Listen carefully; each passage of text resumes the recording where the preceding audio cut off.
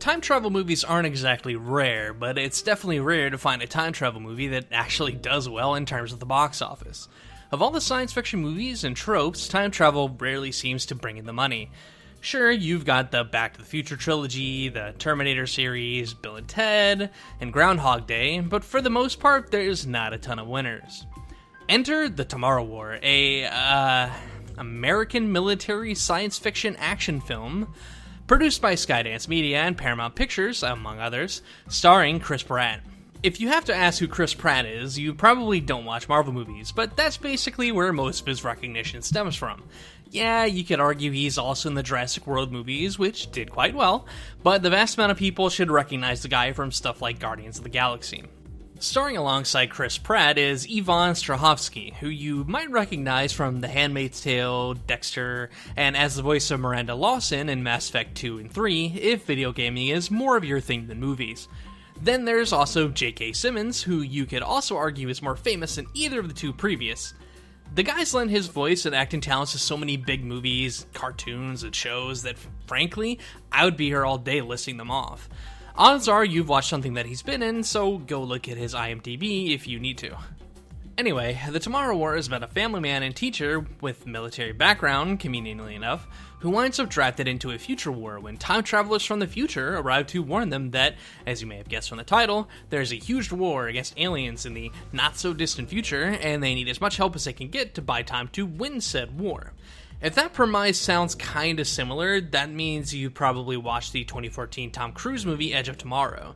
There's a lot of similarities there, but at the very least, not enough to make you feel like you're watching the same movie, so there's that.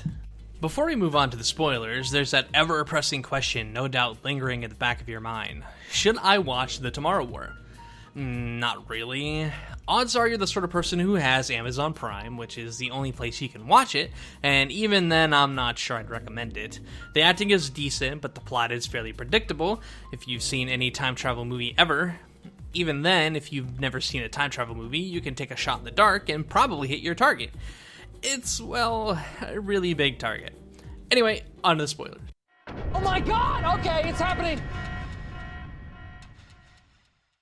If there's anything that really holds back The Tomorrow War, it's that pesky aforementioned plot predictability, in which you can generally put the pieces together fairly easily and guess what's going to happen before it actually happens. I pulled this off no less than 5 times during the movie, and it would have been more if the plot was any more than wafer thin. As they say, wide as an ocean, deep as a puddle. That sums up The Tomorrow War pretty well. There's also some plot elements that essentially takes away a lot of the suspense later on. For example, they reveal pretty early into the movie that Dan Forrester dies 7 years later, and that's why he's drafted, because if he dies while in the future, it won't cause a paradox. Later in the movie, we know that he's going to live even despite essentially having a boxing match with an apex predator, because now he has future knowledge, so that declaws the suspense quite a bit.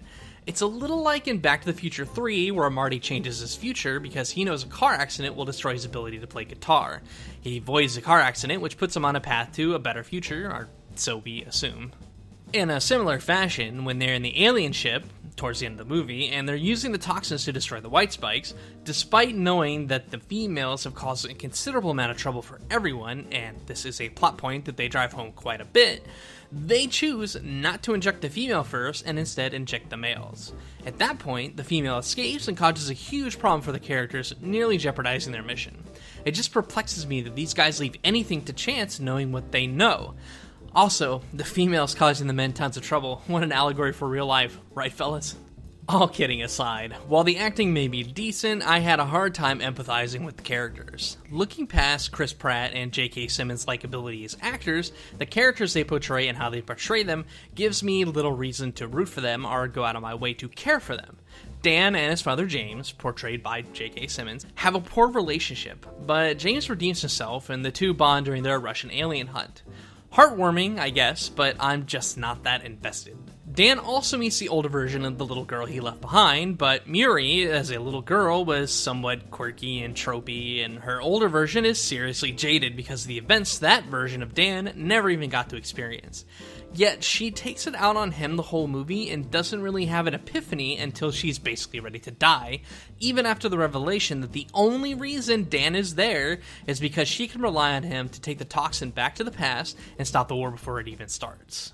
Even if I cared about Dan and Dan's family, I definitely struggled to care about Dan's teammates that he jumps back with. Most of them feel like fodder, and despite the writer's best efforts to make them quirky and memorable, all of them just feel like they're there because they need folks who inevitably die to try to make us care more for Dan, or exist as conveniences to the plot. For example, Charlie, played by Sam Richardson, disappears about halfway through the movie and doesn't appear until after Dan returns to the past. How do they explain the guy managed to survive combat for a full week? According to the character, he hid, since he's a huge coward. Convenient, I guess?